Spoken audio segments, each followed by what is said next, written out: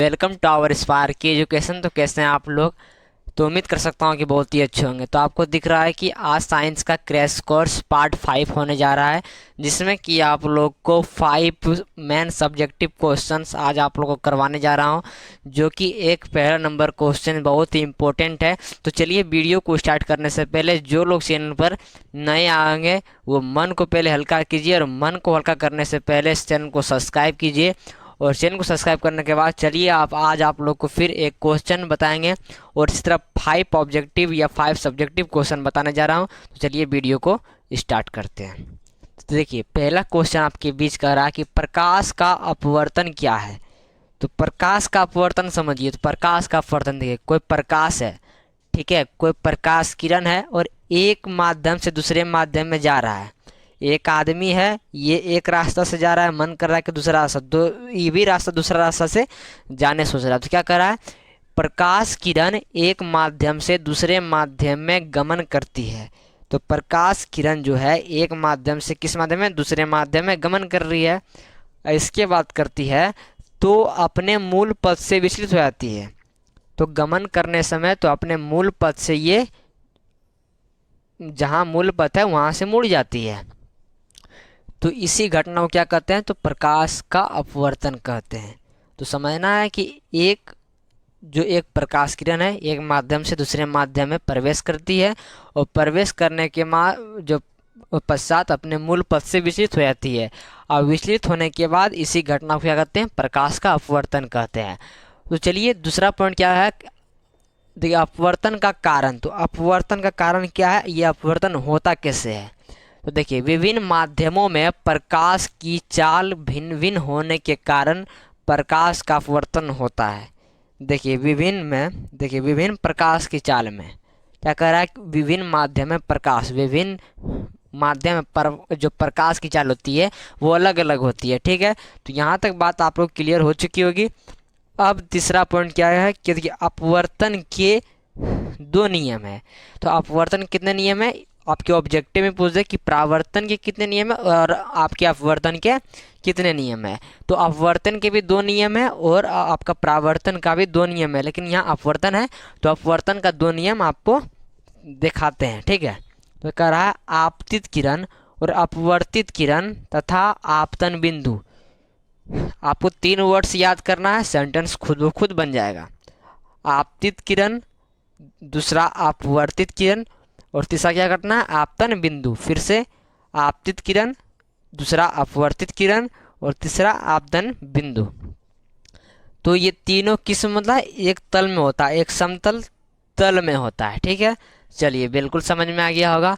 आप दूसरा number point है आपतन कोण की जया तथा अपवर्तन कोण की जया। इसमें भी 2 पॉइंट में, आपतन कोण की जया और तथा अपवर्तन कोण की जया का मान क्या होता है, एक नियतांक होता है। क्या होता है, कांस्टेंट रहता है। क्या रहता है, कांस्टेंट। तो साइन आई बटे साइन आर, देखिए साइन आई बटे साइन आर है, तो इसी कहते हैं स्नेल का नियम। तो इसी को जो कहते हैं, इसका क्या कहते हैं, स्नेल का नियम कहते हैं। देखिए आपसे एग्जाम में पूछ दे कि प्रकाश के अपवर्तन के दूसरा नियम क्या कहते हैं, तो कहते हैं स्नेल का नियम कहते हैं। तो उम्मीद होगा कि ये पहला क्वेश्चन आपको समझ में आ गया होगा। पहला पॉइंट था प्रकाश का अपवर्तन, दूसरा पॉइंट था प्रकाश अपवर्तन का कारण क्या है, और तीसरा पॉइंट था कि अपवर्तन कितने नियम है, 2 नियम है, तो इसको लिखना था। ये आपको 5 नंबर में पूछता है, कभी कभी आपका 2 नंबर में भी पूछता है। तो चलिए पहला क्वेश्चन समाप्त, दूसरा नंबर पर गौर करते हैं। देखिए आपका दूसरा नंबर क्वेश्चन क्या कर रहा है। दूसरा नंबर क्वेश्चन कर रहा है कि किसी चालक का प्रतिरोध निम्नलिखित किन बातों पर निर्भर करता है। तो इसको समझना है, जो कोई चालक है इसका जो प्रतिरोध होता है, तो प्रतिरोध आपको किन किन बातों पर निर्भर करता है। तो इसको पॉइंट में लिखना है, 5 पॉइंट लिखना है, 2 नंबर आपको मिल जाएगा। तो चलिए स्टार्ट करते हैं। ये आपका 2 नंबर क्वेश्चन है। तो आपको फर्स्ट पॉइंट किसी का आंसर लिखना है। यदि आपको निम्नलिखित देना है तो आपको सबसे पहले लिखना है कि किसी चालक का प्रतिरोध निम्न बातों पर निर्भर करता है, ठीक है। अब 5 पॉइंट क्या लिखना है, देखिए चालक की लंबाई पर क्या करना है, चालक की लंबाई पर। यदि चालक की लंबाई का प्रतिरोध, यदि क्या कर रहा है, चालक का प्रतिरोध उस चालक के आपके जो प्रतिरोध है उसके समानुपाती होता है। ठीक है, तो समझना है क्या किसको करना है। देखिए, चालक की लंबाई पर निर्भर करता है, क्या किया, जो किसी चालक का प्रतिरोध है वो चालक की लंबाई पर निर्भर करता है। ठीक है, फर्स्ट पॉइंट तो ये क्लियर हो गया। दूसरा पॉइंट कह रहा है चालक के अनुप्रस्थ काट के क्षेत्रफल पर, जब उसका क्षेत्रफल बढ़ेगा तो उसका चालक का प्रतिरोध भी बढ़ता है, याद करना। ठीक है, जब किसी चालक का क्षेत्रफल बढ़ेगा तो उसका जो क्षेत्रफल है वो भी बढ़ेगा, क्या करेगा, बढ़ेगा। ठीक है, तो दूसरा नंबर पे पॉइंट आपका क्लियर हो चुका होगा। और तीसरा नंबर पॉइंट कह रहा है चालक की प्रकृति पर। बच्चों क्या कर रहा है, चालक की प्रकृति पर, तो चालक की प्रकृति आपका तीसरा पॉइंट हो गया।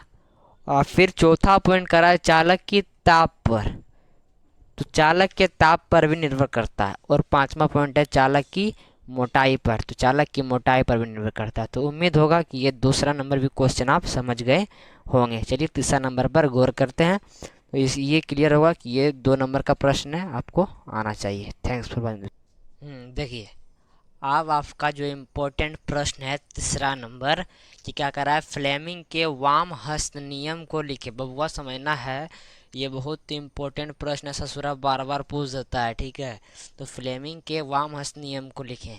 तो सबसे पहले ये उंगली फैलाना है और तीनों समकोणिक फैलाना है। अपने भाषा में समझाते हैं, तब आपको सेंटेंस के भाषा में समझाएंगे। ठीक है, किताबी भाषा से पहले आपको अपने भाषा में समझना जरूरी है। जो फ्लेमिंग के वाम हस्त के नियम के अनुसार है, ये आपका जो उंगली है तीनों इस प्रकार फैलाओ कि तीनों समकोणिक हो। ठीक है, ये अंगूठा है, ये तर्जनी है, ये मध्यमा है। ठीक है, 3 उंगली होता है, अंगूठी, तर्जना, अंगूठा, तर्जनी और मध्यमा। ठीक है, तो आपका जो तर्जनी है वो चुंबकीय क्षेत्र की दिशा को आपका व्यक्त करेगा।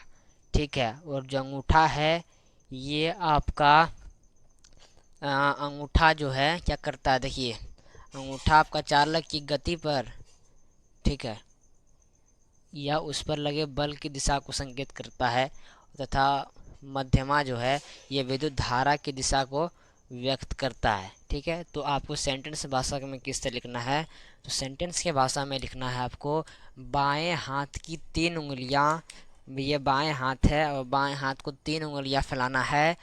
यदि उंगलियां ये इस प्रकार फैलाएं कि तीनों समकोणिक हो, बताए थे कि तीनों समकोणिक हो, इस तरह हो, देखिए इस तरह हो, तीनों समकोणिक हो रहा है, समकोण बन रहा है, मतलब 90 डिग्री का बन रहा है। तो यदि तर्जनी चुंबकीय क्षेत्र की दिशा को संकेत करती है, बताए थे आपको कि तर्जनी चुंबकीय क्षेत्र की दिशा को व्यक्त करेगा और मध्यमा विद्युत धारा की दिशा को। ठीक है, जो मध्यमा है ये किसको व्यक्त करता है, विद्युत धारा को। आपको ऑब्जेक्टिव में पूछ दे कि जो फ्लेमिंग का वाम हस्त नियम के अनुसार तर्जनी किसको व्यक्त करता है, तो आपको चुंबकीय क्षेत्र को व्यक्त करता है, और मध्यमा विद्युत धारा की दिशा को, और अंगूठा बल की दिशा को। यही लिखना है की दिशा को, तथा अंगूठा चालक की गति या उस पर लगे बल की दिशा को संकेत करेगा। ठीक है, नोट, ये नोट आपको लिख लेना है, बहुत ही वीआईपी क्वेश्चन है, वीआईपी, वेरी इंपॉर्टेंट। इस नियम को मोटर का नियम भी कहा जाता है। इस नियम को क्या कहते हैं, तो इस नियम को हम लोग कहते हैं मोटर का नियम भी कहते हैं। ठीक है, तो ये आपको चित्र दिखाया गया है, चित्र देख लीजिए, और चित्र से ये 2 नंबर से हिसाब के क्वेश्चन है। ये आंसर लिखने के बाद इस चित्र का उद्घाटन कर दीजिएगा, फोटोग्राफ बना दीजिएगा, तो आपको 2 नंबर इस यहाँ से भी मिल जाएगा। ये देखिए, ये अंगूठा है, ठीक है, ये तर्जनी, ये मध्यमा। ठीक है, ये गति की दिशा को, मतलब बोले थे ना बल की, उस पर गति या लगे बल की दिशा को व्यक्त करेगा, और ये चुंबकीय क्षेत्र की, और ये विद्युत धारा की। विद्युत धारा कौन करता है, मध्यमा करता है। तर्जनी क्या करता है, चुंबकीय क्षेत्र को व्यक्त करेगा, और अंगूठा क्या करेगा, बल की दिशा को व्यक्त करेगा। तो उम्मीद होगा कि ये तीसरा नंबर क्वेश्चन भी आप समझ गए होंगे। पहला नंबर क्वेश्चन था कि निम्न किन बातों पर चालक का प्रतिरोध किस बातों पर निर्भर करता है। दूसरा नंबर क्वेश्चन था, भूल गए, और तीसरा नंबर क्वेश्चन है फ्लेमिंग का वामहस्त नियम। आप चौथा जो क्वेश्चन आने वाला है, चौथा और इससे भी घातक धाकड़ जो आप कर सकते हैं, वो इम्पोर्टेंट क्वेश्चंस होगा। तो चलिए तीसरा नंबर क्वेश्चन से एक बार फिर से बताते हैं। बाएं हाथ की तीन उंगलियां परस्पर इस प्रकार फैलाएं कि तीनों समकोणिक हो। यदि तर्जनी तर्जनी ठीक है, मध्यमा तथा अंगूठा। तर्जनी चुंबक क्षेत्र को व्यक्त करेगा, मध्यमा धारा की दिशा को व्यक्त करेगा, और अंगूठा ससुरा बल को व्यक्त करेगा। मतलब बल या उस पर लगे बल या गति, ठीक है, उसको व्यक्त करेगा। इसे क्या कहते हैं? और नियम मोटर का नियम भी कहते हैं। और इस चित्र को बना देना है, आपको 2 नंबर मिल जाना है, यहाँ से कोई नहीं रोकेगा। तो चलिए तीसरा नंबर भी कंप्लीट हो चुका। अपक्षेपण अभिक्रिया क्या है? तो अपक्षेपण अभिक्रिया किसे कहते हैं? तो ये चौथा नंबर पॉइंट है, और चौथा नंबर जिसमें कि आपको एग्जाम में ये सभी प्रश्न जितना कि एक से पहले करवाया गया था, ये चौथा प्रश्न भी इम्पोर्टेंट है। चौथा इम्पोर्टेंट है। देखिए ये मेरे चाचा जी है, और चाचा जी है, ये सभी स्टूडियो है, ठीक है, और ये चाचा जी है मेरा। चलिए ये देखिए ये चाचा जी हैं मेरे, ठीक है, ये भी बहुत स्टूडियो बनाने में मदद किए थे। तो चलिए हाय कर दीजिए, एक बार हाय कर दीजिए, हाय हाय हाय हाय हाय। हाँ हाँ, चलिए देखिए अपक्षेपण अभिक्रिया किसे कहते हैं? तो जिस अभिक्रिया में अपक्षेप का बनना, जिस अभिक्रिया में अपक्षेप का बनना होता है, जिस अभिक्रिया में देखिए चाचा बोल रहे थे कि तो जिस अभिक्रिया में अपक्षेप का निर्माण होता है तो उसे अपक्षेपण अभिक्रिया कहते हैं, ठीक है। अपक्षेपण अभिक्रिया किसे कहते हैं? जिस अभिक्रिया में अपक्षेप का निर्माण होता है उससे अपक्षेपण अभिक्रिया कहते हैं। तो उदाहरण समझिए, जब सिल्वर क्लोराइड, ठीक है, जब सिल्वर नाइट्रेट है, जब सिल्वर नाइट्रेट की अभिक्रिया सोडियम क्लोराइड के साथ होता है तो आई स्क्वायर्ड में श्वेत अपक्षेप का निर्माण होता है, ठीक है। तो इसको समझना कैसे है? तो इसको आपके रासायनिक अभिक्रिया से जब तक समझिएगा तभी आपको अच्छा लगेगा। तो देखिए रासायनिक से देखिए, जब सिल्वर नाइट्रेट का होता है AgNO3, ठीक है, या अभिक्रिया सोडियम क्लोराइड के साथ किया जाता है, तो सोडियम क्लोराइड क्या होता है? प्लस NaCl होता है, ठीक है। क्या होता है? NaCl होता है, ठीक है।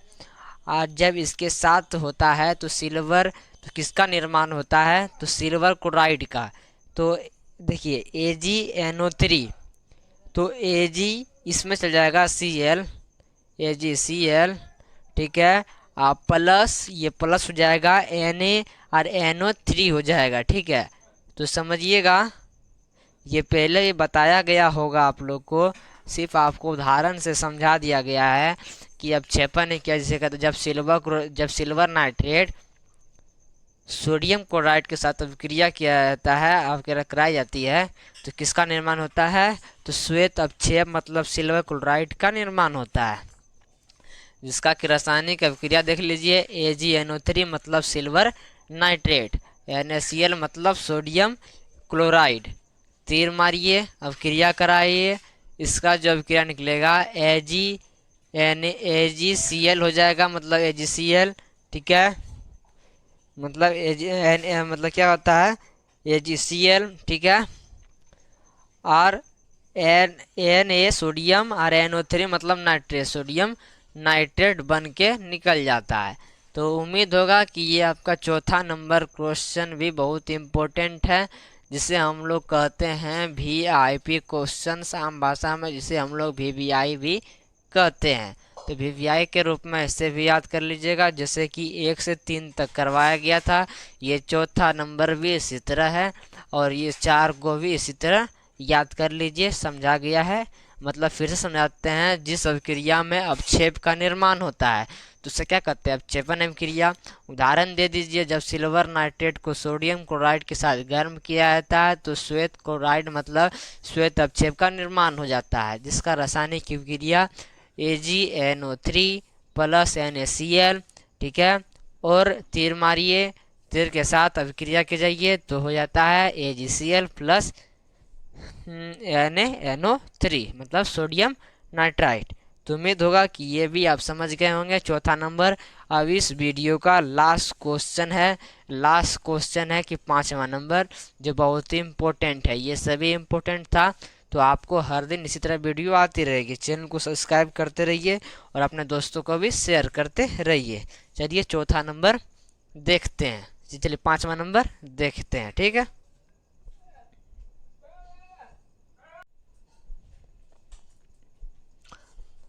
हाँ तो दोस्तों देखिए पांचवा नंबर क्वेश्चन और भी इम्पोर्टेंट था। तो ये बायोलॉजी से प्रश्न है। तो चलिए ये इस वीडियो को लास्ट करते करते एक क्वेश्चन देख लीजिए, और ये बहुत ही इम्पोर्टेंट था। कह रहा है हमारे आमाशय में अम्ल की क्या भूमिका है। आप तो सोचने पड़ जाएंगे, लेकिन सोचने नहीं देंगे, ये बहुत ही इम्पोर्टेंट था, ठीक है। हमारे आमाशय में, हमारे से जो आमाशय है इसमें अम्ल की क्या भूमिका है। तो हमारे आमाशय में हाइड्रोक्लोरिक अम्ल उपस्थित रहता है। तो हाइड्रोक्लोरिक अम्ल किसे कहते हैं, तो HCl, ठीक है, हाइड्रोजन और क्लोरीन का मिश्रण, ठीक है। तो हमारे आमाशय में हाइड्रोक्लोरिक अम्ल जठर ग्रंथियों से स्रावित होता है। आपसे एग्जाम में पूछ दिया जाए कि आमाशय में हाइड्रोक्लोरिक अम्ल जठर ग्रंथियों से स्रावित होता है, ठीक है। तो हमारे आमाशय में हाइड्रोक्लोरिक अम्ल जठर ग्रंथियों से स्रावित होता है, एक पॉइंट लिख दीजिएगा। दूसरा पॉइंट में भोजन में अम्ल माध्यम प्रस्तुत करता है, कौन, ये आमाशय, ठीक है। तो और भोजन में अम्ल माध्यम प्रस्तुत करता है, जिससे जठर रस का पेप्सिन नामक एंजाइम अम्ल माध्यम में कार्य कर सके, जिससे कि जो जठर रस होता है वो आपका जो पेप्सिन एंजाइम होता है इसमें अम्ल माध्यम में कार्य कर सकता है, ठीक है। तो इस यहाँ तक तो उम्मीद होगा कि आपको समझ में आ गया होगा। यह भोजन में उपस्थित रोगाणुओं को भी नष्ट करता है। ये जो अम्ल है, ये जो आमाशय है, इसमें जो यह भोजन जाता है तो इसमें जितना जो रोगाणु, कीटाणु या अन्य बैक्टीरिया जिससे होता है तो उसको भी क्या कर देता है, नष्ट कर देता है, ठीक है। और इस लास्ट में लिखना है कि यह भोजन को शीघ्रता से पचने नहीं देता है। यह जो भोजन है उसको शीघ्रता मतलब जल्दी से पचने नहीं देता, ये रोक के रखता है। तो आपको फिर से समझा दिया जाए कि हमारे आमाशय में हाइड्रोक्लोरिक अम्ल उपस्थित रहता है, जिससे कि जठर रस स्रावित होता है, ठीक है। उसके बाद आपको लिखना है कि भोजन में अम्ल माध्यम तैयार करता है और पेप्सिन एंजाइम में बदल देता है, क्योंकि वो कार्य कर सके। और इसके बाद यह भोजन में उपस्थित रोगाणुओं को भी नष्ट करता है। यह जो भोजन है वो उपस्थित रोगाणुओं को भी नष्ट कर देता है, कौन, अम्ल। और यह भोजन को शीघ्रता से पचने नहीं देता है, कौन, आमाशय में अम्ल की भूमिका। तो उम्मीद होगा कि ये हमारे आमाशय में अम्ल की भूमिका को आप सरल तरीके से समझ गए होंगे। मेरे यहाँ 2 से नंबर, आपका 2 नंबर यहाँ से भी कंप्लीट हो गया। तो इस वीडियो में आपका 20 नंबर, ये पहला नंबर क्वेश्चन था। पहला नंबर क्वेश्चन जो था, पहला नंबर का 5 नंबर का था। दूसरा नंबर क्वेश्चन ये 2 का था, ठीक है। तीसरा नंबर क्वेश्चन भी 2 नंबर का था। चौथा नंबर भी क्वेश्चन 2 नंबर का था। और पांचवा नंबर क्वेश्चन भी 2 नंबर का। 2 4 2 6 2 8 और 8 5, तो 8 5 हो गया आपका 13, ठीक है।